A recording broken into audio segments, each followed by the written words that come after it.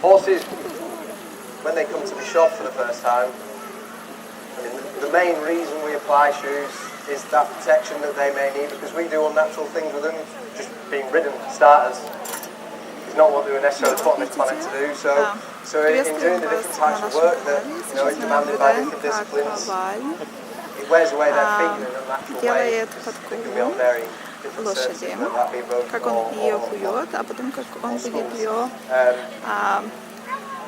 So they get ставить introduced to shoeing на quite early on in their lives, лошадью. really, if they're a horse that's going Перед to be worked. этим, в первой части, что он делал, And so you если may start заинтересованы, можете посмотреть на первую culturing them часть at нашего first. видео. Just В первой because части it's obviously, even though they will have inevitably had their feet trimmed before, they'll be used to having a barrier around them, but the whole shoeing process, spoke, nails, hammers, педикюр для it's all лошади. quite new Используя to them. So, эти вот инструменты. like you say, И you may сейчас start culturing at посмотрите, first, so он you're взял, reducing the amount of new factors that might be coming into their world. And they can be quite nervous about, but they, подковать. like you say, О, посмотрите, подковывает лошади as long as they're, you know,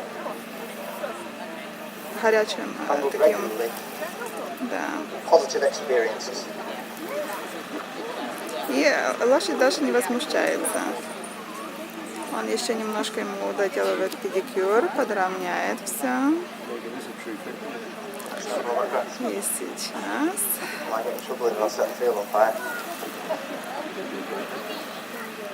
Да. Он еще должен немножко паковать.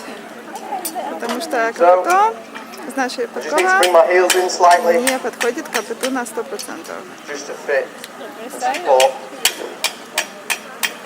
Centrally through those heels.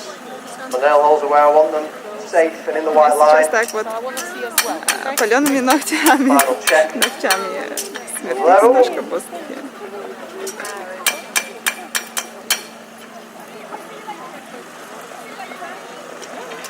I'm just going to back bristle through the nail holes slightly just to crisp up their shape. I'm confident my nails fit. Да, сейчас дырочки тоже Again, we have varying sizes of horseshoe nails to немножко подравнивают, correspond to the varying sizes of потому что horseshoe подчас shoes. скобки они немножко уменьшились.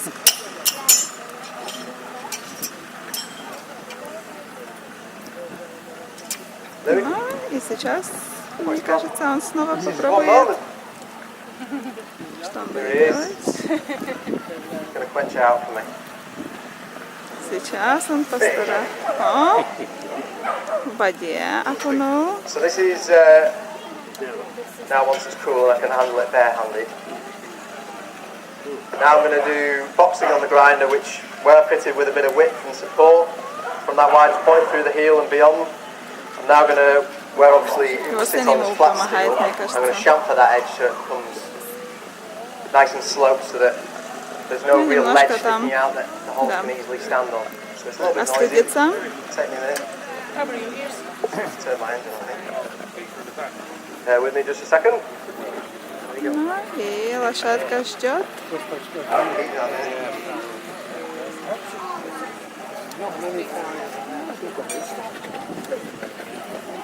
Alright, just a brief pause.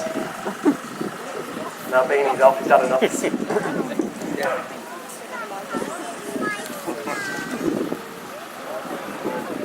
Лошадка решила, что это время, чтобы убежать.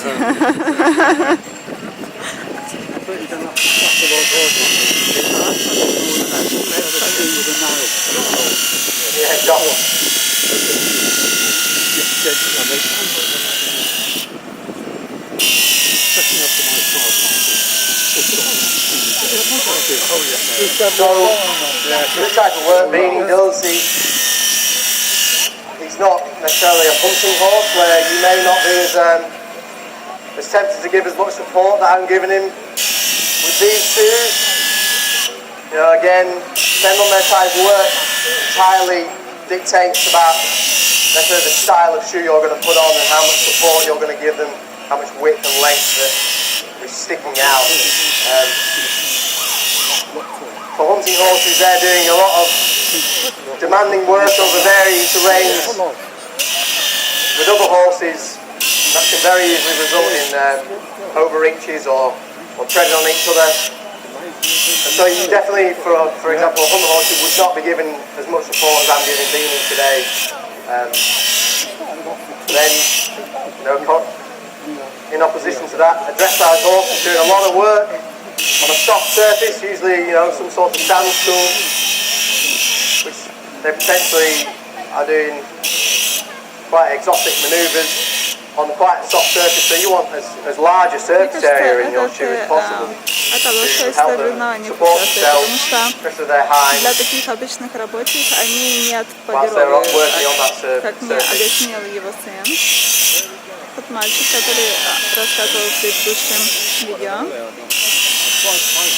что рабочие лошади имеют не отполированные, а отполированные имеют So we только save the inside edge, лошади для make that area соревнований, которые safe, используют. then also I've chamfered the toe again, which is mainly to improve that point of breakover. You don't want a sudden edge at the toe. That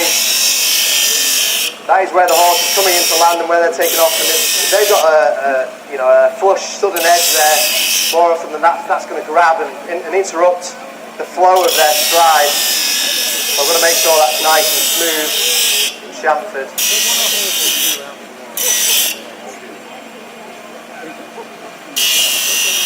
So in a second, I'm nearly done now. I'm just going to go and double check that my boxing's where it wants to be, and then I'll pass this round. Great. Don't judge me too hard.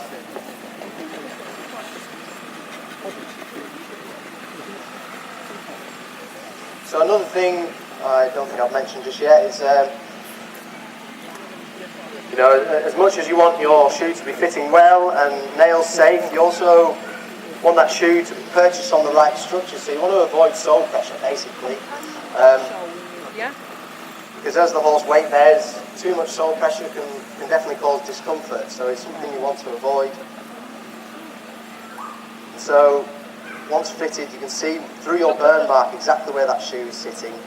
And just like I did then with my knife, I've just eased out the sole here so I can be sure that there's no sole pressure. I'm just checking my box and I need a little bit more. And then we're good to go. Some of them are a bit frothy.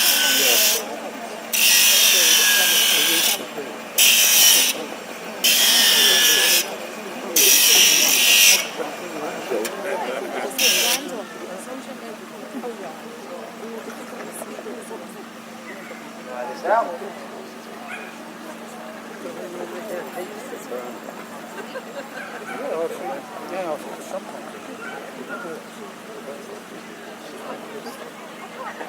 Give me a mark out of 10 if you like. But yeah, pass it round, have a quick look. Obviously, if you don't get to see that one, feel free to have a look at these shoes here. Сейчас нам покажут All varying types. все эти подковы. Yeah, that's a bracing Они plate there. бывают. Made out of aluminium, we do vary the metals that shoes are made out of. Mild steel is the most effective across a wide range of disciplines to Такие achieve вот desired разные outcome of a подковы shoe. существуют. Sometimes, there's various ailments that can affect a horse, and sometimes you need to achieve a higher level of comfort. Sometimes that's where an aluminium shoe might be useful, as they're much more lightweight by their nature. And a shoe will wear where a horse is obviously moving and consistently landing and taking Настя off. сидит на рюкзаке. You almost break in like we would do a pair of shoes. So you can achieve that a little bit quicker with an aluminium shoe through their lighter wear properties. That for maybe an older, stiffer horse with various ailments can definitely become more comfortable for them compared to a steel shoe. And there are glue-on shoes. Sometimes there are certain things that can affect a horse that really compromise the integrity of the hoof. One more so than not is laminitis. Various reasons it's caused in horses. Definitely affects maybe ponies more than others, just through the fact that ponies like to eat a lot and definitely get obese. Don't we all? I'm saying that. Tom's the one on a diet. Again, sometimes the foot is just so compromised, whether that be through just its natural state or whatever has affected it, whether it be laminitis or something else. And we have to potentially glue the shoes on because there's just nowhere we can safely place a nail. It is more expensive, much more fiddly. Definitely need the horse to stand very still if you're gluing on shoes because you need time for that to cure. That's the scenario. Maybe a horse would require sedation from a vet in order for it to be still and behave. But more often than not, There's a lot more to it than you think, isn't there? When you're listening to the chat metal nails to provide that support and protection that is important for a lot of horses. Again though, shoes are only a necessary evil if a horse can go barefoot, then it will stay there. Would like hold it. Right, make sure I got all my Podkowa, nails. podkowa. So another thing that Beanie's having in his shoes today, not all horses have it, because he does a good bit of work on the road. Настя, I would like give it to mommy or to gentleman. Yeah, well done. Road nails. Thank you. A normal nail just with a tungsten tip at the end, very small, you won't be all be able to see it, but tungsten is much more, like, it's almost impossible to wear compared to the steel around it. So as the shoe wears, that Thank you very much. tip becomes much more prominent, provides that grip on parts And we get the horse behind, shall we? roads. Stops it. Yeah, okay, it's wrong. No, we better not do it. We'll do that. Thank you very much. Thanks. Yeah. Okay, you got it. I still like that one, though. That's quite sharp there, isn't it? La la. Nails. So I've just been asked about the colour of my nails. They are copper-coated. No, it's a relatively new trend in the world of farrowing. Yeah, I can pass. Oh, Anastasia? hold your hand up. Hold your hand up. Come on, no, do it over there. Over there. Just in case. There we go. Yeah, we always had steel nails. We still use steel nails. Copper-coated nails have become a bit of a trend lately. They're obviously very pretty to look at. That's mainly why we use them. Rose gold is just in at the moment, I think. And they were brought to the market because copper by its nature is antimicrobial, and they were sold to basically create a healthier nail hole. But I don't think they achieved what they were necessarily released to achieve. Again, they're just a bit of a fad at the moment, and they probably continue to be a fad, but it is just a copper coating. Literally the horse can walk down that track right now and that copper coating will be off and they'll no longer look as pretty as they do now. I think fungal infections and what we maybe term seedy toe or white lines disease can definitely occur in a foot, but I've never really found it occurs around nail holes. Horses that are shod regularly, we create new nail holes, old nail holes grow down and out, and it's much more just a white line in general, not because of a nail that potentially has a fungal infection infiltrate it. It's a little bit like athlete's foot. Depending on the horse, depending on the ground conditions, types of soil, it all can factor into little fungal infections that develop in a foot, but we treat it through different means, either removing it or applying antifungal concoctions, hoof oils and things to counteract it rather than necessarily what it Значит, они используют для них противогрибковые средства, чтобы предупредить появление грибка на их ногтях. Just make sure, final check, everything's on there, covering my heels, all the nail holes are safe. Немножко попечен, немножко этот ноготь, конечно, после того, как он раскаленную подкову к нему примерял. Да, это забивает его здесь сейчас. Very specific design. One thing I'm very glad we don't have to have those anymore. Not that I ever have, but back in the day they must have done. So they're beveled on their tip, so that when I'm driving the nail in now, as with each hammer blow comes down, the nail will start to move away, as long as you've got the nail facing in the right direction, start to move away from the centre of the foot, and continue to curve outwards and inevitably pierce the outer wall here, so that I can be sure that the tip of my nail has gone where I want it. Not gone towards the inside of the foot, and I'm not going anywhere near any sensitive structures with it.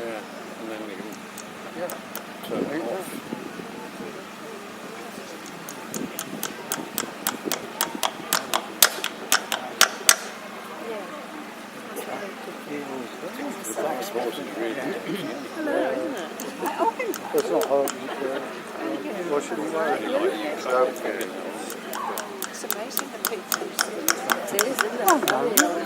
Always aim for fresh nail holes. This is the strongest nail hole you can create, a nice solid hole.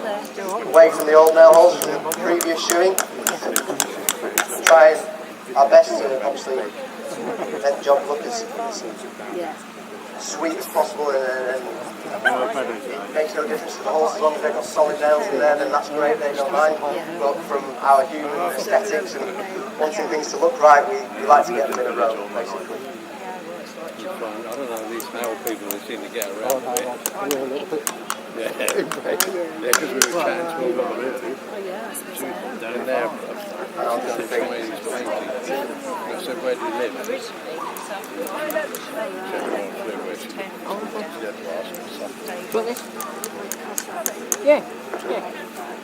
So, it's one thing when you're teaching apprentices to nail on. There are hard and fast rules. See you in a minute. For any part of the process, you know, with regards to nail on, trimming, fitting. But so much of it is down to how it feels, really. Like this nail here, you've probably seen me just drive in a couple of times. It just keeps going a little bit higher than I'd like. Not that that's necessarily an issue for him, but it's not coming out in the line. So I'm just feeling and adjusting the tip that's on the end of it to hopefully come out where I want it, being a bit of a pest. Yeah, it's quite confident. Young guy, to be honest. Yeah. It is fussy, isn't it? Yeah. He knows what to do.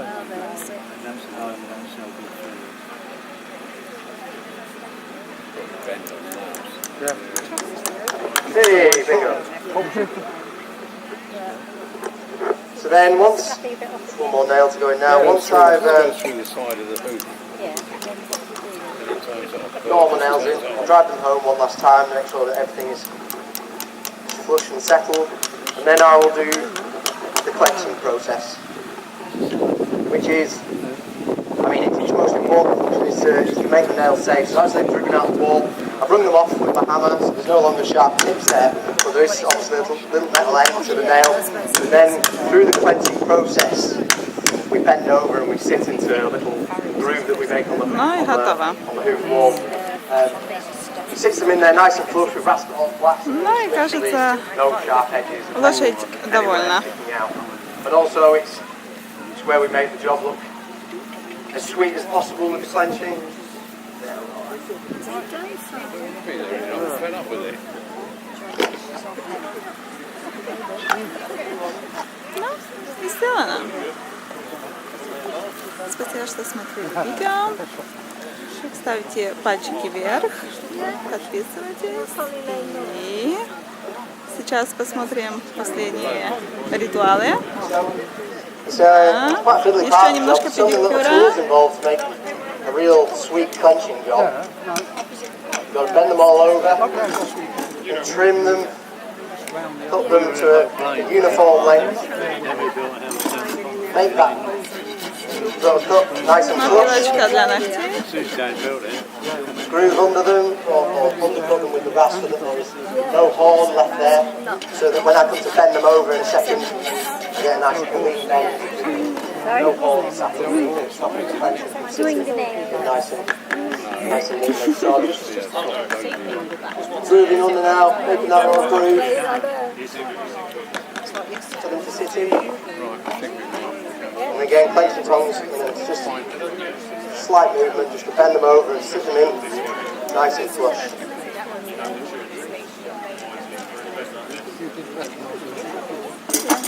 But then I had to double check when I saw you together, I knew it. Father flat.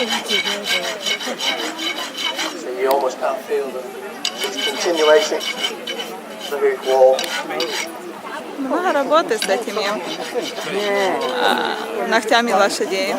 Моя подруга, которая имеет пару лошадей, она сказала, что она за каждую лошадь, каждую неделю платит 50 фунтов, чтобы переобуть, что я говорю, каждых 6 недель, потому что их переобувают каждых 6 недель, чтобы хранить их ногтики и пальчики здоровыми, не воспаленными. Каждых 6 недель этот процесс. Да, педикюр, переобувка, да, снова педикюр. И это удовольствие стоит 50 фунтов за одну лошадь. Она когда-то шутила, что если бы она 50 фунтов на свою обувь каждых 6 недель тратила, она бы в Манола и в Ляпутенах ходила. Bend them over, you trim them to a uniform length, undercut, and a groove.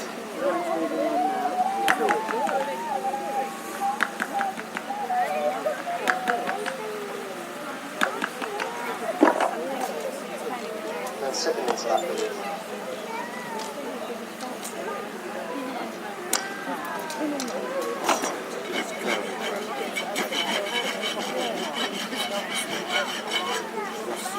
Take all this time and effort, making everything look so pretty. And then during the winter months especially, you just get to turn down and you feel straight up and fresh.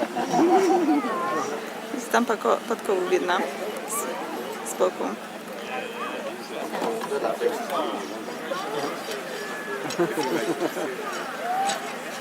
And that is one completed shop foot. That's Beanie. Хорошего вам дня, спасибо, что смотрели наше видео. Будем с вами дружить.